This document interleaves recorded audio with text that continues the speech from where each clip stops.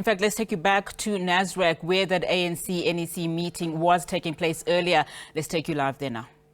Live on Newsroom Africa, what do you make of reports that the president intended to resign and had to be convinced not to? I don't work on rumors, you know me. I work on what, until we get a factual report that the president decided to resign and then was convinced. Until that has not happened, I can't comment on that. Do you think there's a solid basis for him to step aside? Sorry? Do you think there's a solid basis for him to step aside? No, not necessarily step aside. You know, some of us, we are principled. We are not going to say because it's Ramaphosa we believe on the step aside. You know, the position of KZN, we don't believe on the step aside. What we say is that step aside, remember, is not moving away from your position. What we say is that he must take the right decision. What reason were you told for the non-presence of the ANC president in this NEC meeting? Did you feel disrespected by any way that a deployee that you've sent to the union buildings pretty much decided not to attend the special NEC meeting? We are not going to say now necessarily, but we can say there was a mismanagement of the whole process. I think that's how we can say there was a mismanagement of the whole process. Is this a virtue and a true testament that your disorganization in the SGO is coming out to the fore in how this particular issue is now being handled, proving former President Thabo Mbeki right that you are not ready to handle this matter, and he's being proven right by his words that what happens if the ANC president is found wanting, hence you can't even organize a meeting to discuss this matter and fulfill and finish that meeting. Yeah, but remember, you can't blame the SGO. The SGO convene meeting based on if the quorum is going to be there. Then I know that the SGO tried to convene meetings, but if people are busy, they can't come to meetings, then you can't solely blame the SGO. I think it's unfair to the SGO because I know literally you want to blame Comrade Paul deliberately. I don't know why you do that, because it's not his fault that people could not come to meetings. But I think before Monday we'll sit the NEC and discuss the matters. But I also think President Thabo Mbeki, yeah, I think he was correct to say the ANC must start to prepare the eventuality of all sides. I think now that's what has happened. I think we are really not ready. And, but I think by Sunday, the country, at least by Monday, when we wake up, the country will know what is the view of the ANC. When you say you must take the right decision, considering the current situation, what does that mean? The right decision is a decision that will not drag this thing until 2024. It ultimately is a decision is that this thing must not drag until 2024. The ANC can't afford to go with this thing being either fought in court, either fought in parliament and all that. It can't afford that. It can't afford that. But with these events happening just weeks before the national conference to elect new leaders, what in your view is the state of the ANC as things are? Repeat your question? No, I'm saying with these events unfolding just weeks before the election of a new leadership, what is the state of the ANC currently in your view? The state of the ANC is good. It has run almost 4,000 branches. They are going to conference in the next 2 weeks. Then the state of the ANC is right. Mr. Mtolo, was there a contradiction in sight between the national chair and the TG on the non-presence of the president? There was no contradiction. How is your process of reassessing in KwaZulu-Natal the support for Paul Mashatile as the deputy president candidate going? Repeat that question.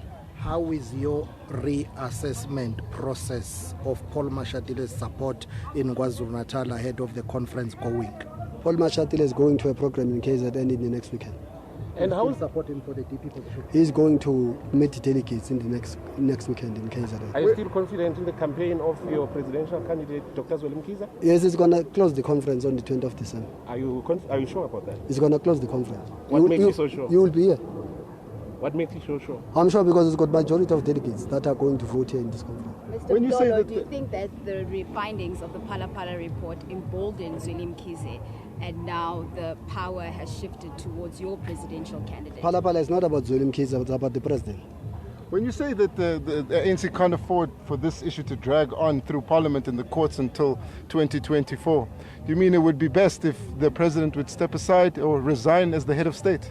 It will be best that the president take a decision that this thing does not drag until 2024. Do you think it creates a crisis that the president is keeping the country and the ANC in suspense about his decision whether to resign or not? No, it's not a crisis.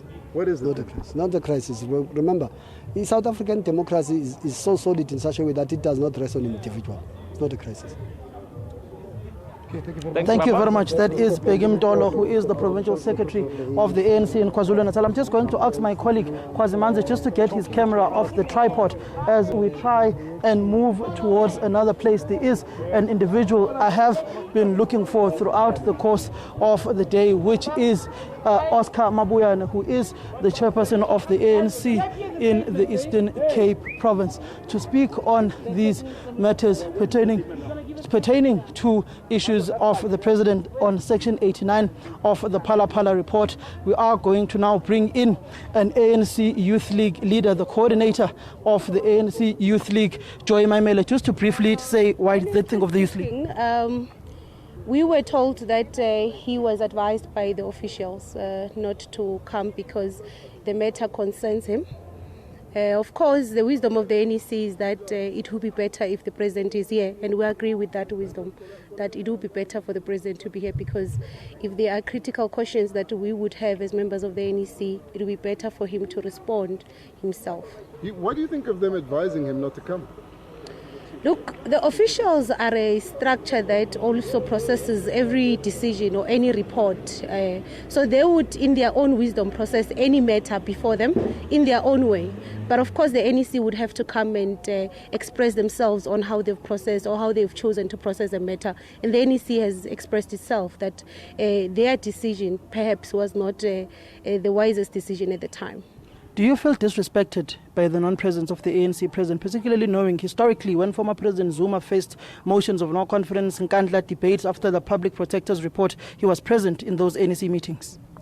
Look, it would depend. It would depend. If he just simply said, I'm not going to come to a meeting, then that would be an issue. But if there is an understanding that he was advised not to come, then it is not out of his own will. It was not an intention to disrespect the NEC. I don't think he deliberately disrespected the NEC.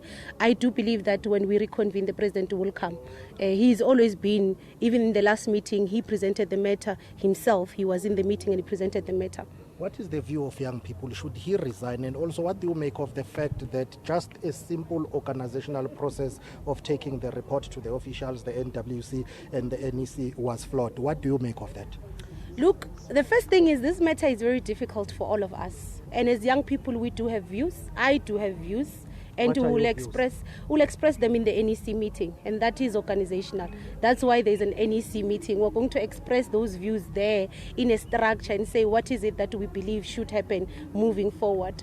And of course, it is unfortunate because South Africans are waiting for the ANC to provide direction. It's actually uncalled for that as a structure we can't give direction. We're very disappointed as young people, but of course we're part of the structure.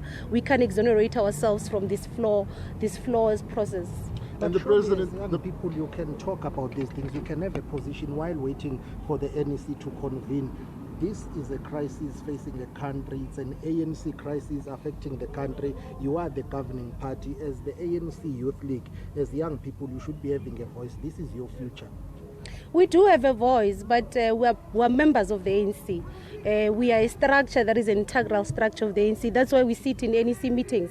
It's so that we are given a platform to air our views. We've got very strong views and we're going to raise them in a meeting. What do you think of the fact that the president has been consulting outside of ANC structures, and the Treasurer General has confirmed he's not formally consulted with the ANC yet on this decision on whether or not to resign?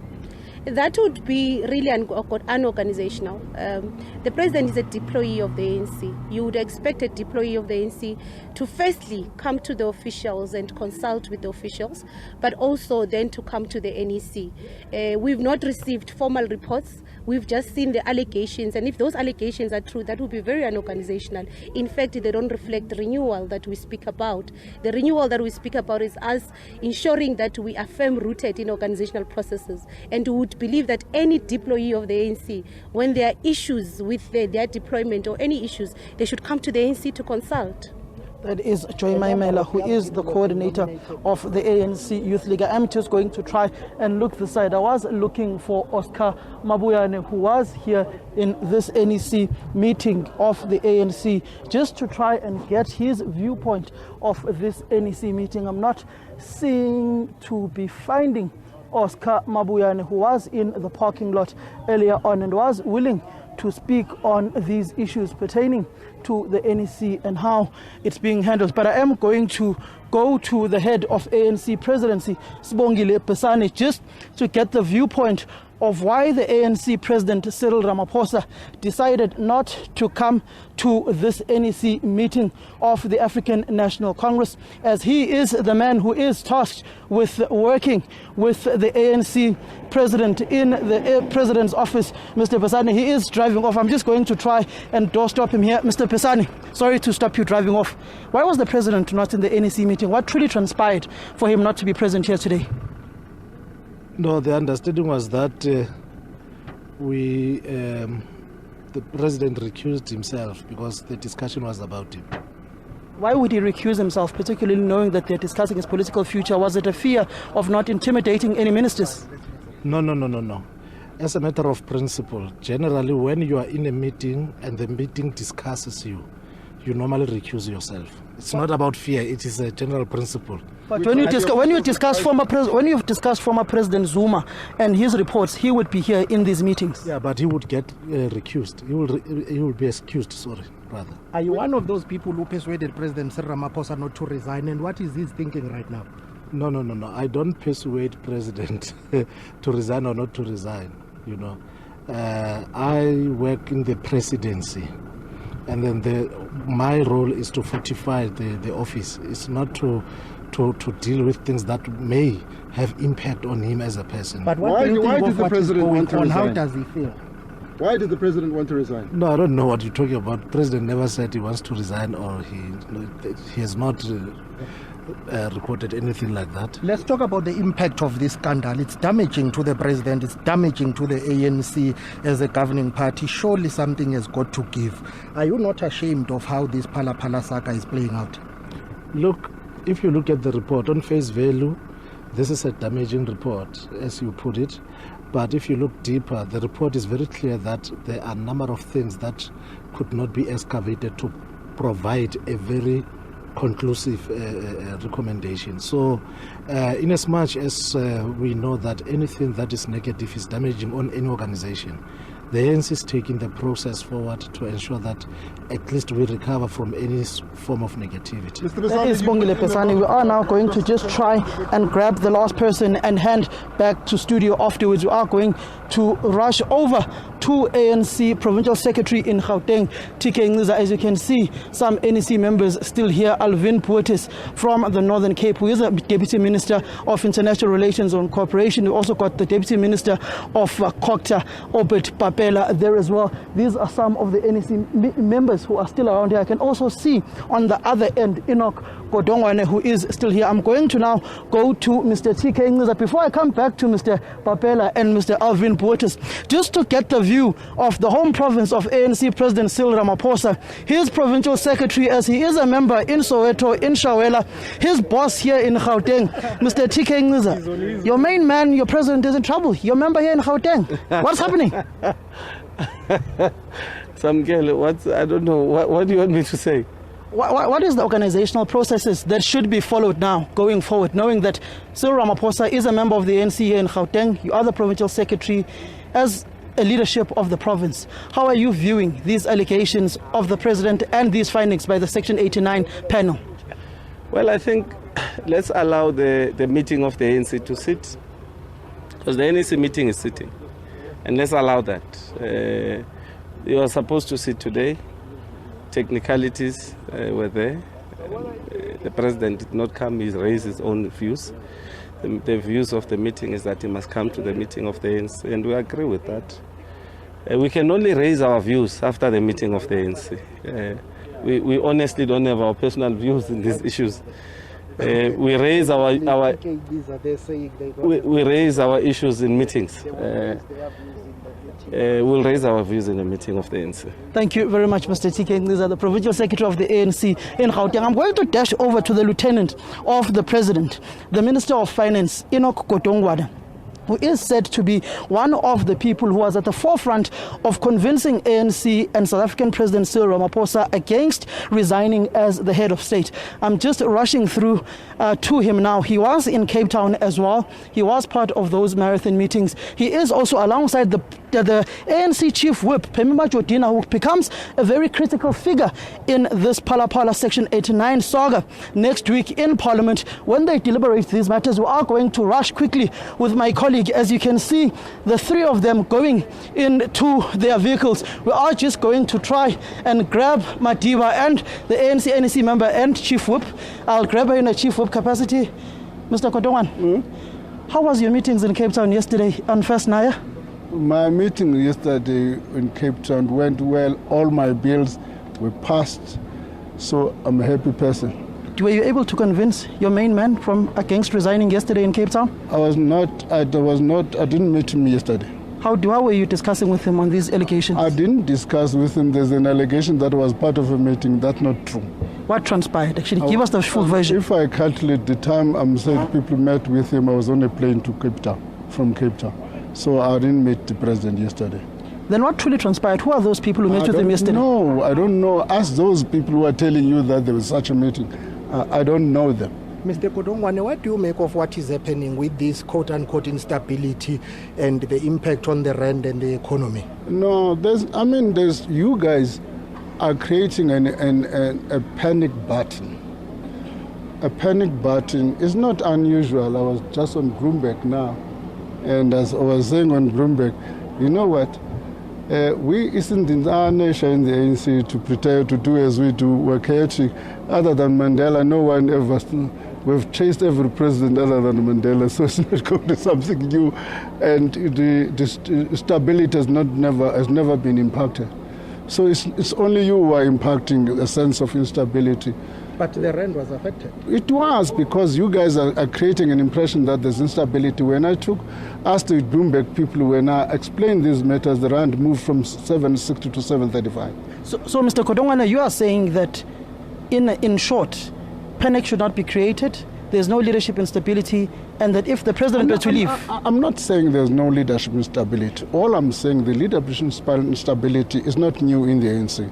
From 2005, we've been having a crisis of this nature, and it has never impacted on the macroeconomic variables and the stability of the economy. Is there credence that the president wants to resign? I don't know. I've not spoken to him about resigning. I must be honest. The last time I met with the president was on Wednesday. I've not met the president. I don't know whether he wants to resign, whether he don't want to resign. I've not spoken to the president about such issues. Let's speak to the chief whip of the... Thank you very much, Mr. Kodongwana, the chief whip. Parliament, are you ready should the process come to Parliament? I'm more than ready to deal with the processes when they come to Parliament. There are rules, there is a constitution, and we have to follow the right processes as outlined by the rules, as outlined by the constitution. At the moment, I don't have any position to communicate with caucus because the NEC still have to process this matter. How are you going to deal with this matter, Mema Jodina, knowing very well that your NEC essentially never debated this matter today? This matter is being debated in Parliament on Tuesday. Your organization seems to be in disarray. Will this not affect your caucus, and will your caucus be united? The most critical question. The NEC is not in disarray. When you postpone because you want to do proper consultation, that is not a sign of being disarray. The NEC is going to meet before the 6th, so we're going to get a clear political guidance on how to handle the matter. So there will be an NEC meeting before the 6th, so there is no crisis here. What do you make of the calls that when it comes to voting in Parliament, there are those who are calling for manual secret ballot? The determination of the system that is going to be used for voting must be tabled properly to the Speaker. We agree. As the NAPC, how are we going to take the matter forward? I don't panic whether it's open voting or secret ballot. I don't panic at the moment because there's nothing to panic about. Yes, there is a report. We all have views, but we must consolidate our position as the African National Congress, and surely we are going to do that. One of your members, the members of Parliament, Supra Muhammad Pilo, says just like Derek Honeycomb is going to vote with his conscience. Well, he has not said that to me, but we are deployed there as the ANC component, and therefore there is a party line at a particular point that one has to take. But if a person decides to vote the other way, using his consciousness, it's something else that I will deal with when we arrive at that point. How are you going to deal with it?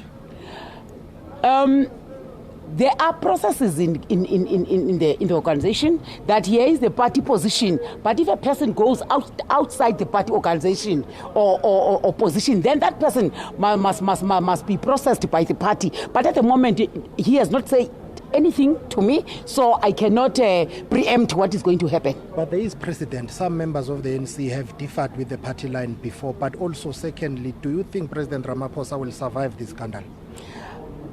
Allow me not to comment on that. Let me allow the NEC to debate the matter and give us a clear guidance. At the moment, I don't want to come up with perceptions that might not be confirmed. Allow us to process this matter, and members of caucus are members of the ANC. They are going to take the tune from the African National Congress, NEC. Hence, we are here. So you will discipline anyone who doesn't vote along the party line? It's not about disciplining. Let's not go there. This is not the first time.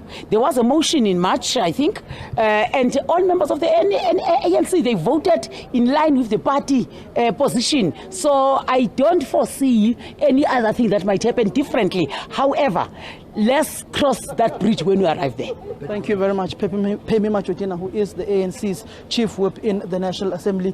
The ANC meeting has concluded, well, it did not even start. They will reconvene on Sunday to further deliberate on the Section 89 panel report on President Cyril Ramaphosa's Phala form. If this leadership takes itself seriously, it will use the relevant platforms to reflect on this and be able to then communicate or convey one position out in the public. So that's our appeal to members of the NEC, those that are leading in PECs, in RECs, others in civil society, those that are in business, that let them just refrain. Let's allow the ANC. We might not be happy with others who were elected to be part of this collective. We are 2 weeks away from our conference. We'll express ourselves. But what the ANC cannot do is that it cannot be pushed to lose that moral initiative, consciousness, because of people making reckless, irresponsible statements out there. We had need to hold the fort, especially this time around. But also our appeal is to yourselves, the media, that please, airtime is very tempting. Let's try and manage it in a way that it is not tempting. Because it is yourselves who put your microphones before our NEC members. Who forced them to speak? So, please, man, we're also just asking. We've been working well for the past 5 years with the media. Let's not spoil the fun, just as we're about to finish our term of office. Television, radio, newspapers, podcast, Instagram, Facebook, TikTok, everyone, please, we're appealing. Help DIP to do its work. Because these microphones don't move out of backs of our NEC members. It's yourselves who draw them next to their mouth or babulel. So it's also our appeal. We will miss you, Paul, when you become OTG. Yeah, so that was so we just wanted to give you an update there. So tomorrow, who's meeting? Well, we don't know if this happens tomorrow. So, Gavin, we're just expressing ourselves that we are still here. We have been able to arrange interviews when you were with ENCA. We will do so even now. We have never refused. They say you're on probation, that's why you're running around. So it's not wrong. So, it's not wrong. He knows the truth. So our problem is that you guys, what we did is that we were just updating the media. We know. On the statement we issued around remarks made by veteran activist and business person James Mutlatsi. We can keep this. It's yours now, Bob. Yes. Away. I didn't get that update fully. Yes, we had issued a statement on that. We have said that it is unfortunate that veteran businessman and activist James Mutlatsi came out on record to say.